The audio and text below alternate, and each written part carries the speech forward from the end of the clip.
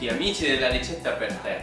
Oggi vi faremo vedere come andare ad arrostire le melenzane, quindi faremo un grill di melenzane. Abbiamo qui la nostra piastra e le melenzane che abbiamo già tagliato.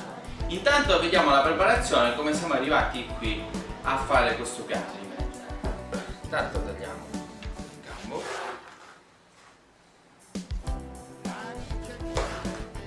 E poi facciamo le nostre fettine.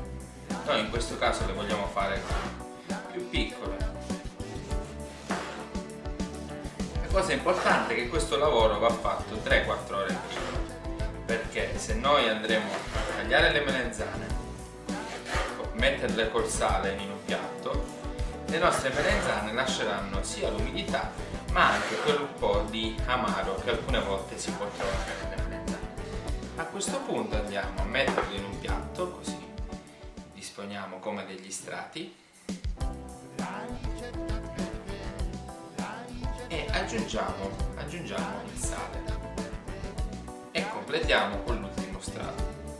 Adesso già sono passate circa 3 ore, vedete che le melenzane cominciano a sudare e questo è un buon segno, perché vuol dire che stanno perdendo quell'acqua in eccesso e anche quel po' di gusto amaro che possono avere.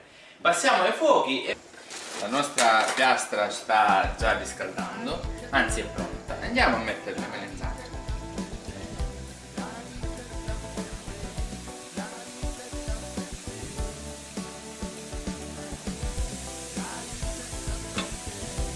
Per fare questa ricetta dovete avere un po' di pazienza, anche se è una ricetta molto semplice, i dettagli fanno veramente la differenza.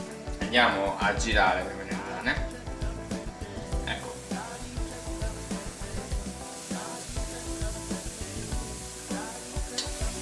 Continuate così, mi raccomando, una volta che poi le melenzane sono pronte, voi li dovete andare a mettere in un piatto che sia largo e evitate di sovrapporre delle melenzane quando sono calde una sopra l'altro, perché questo provoca dell'acqua e va a rovinare la vostra melenzana. Ecco qui, finalmente pronte le melenzane grigliate. Guardate che sono belle.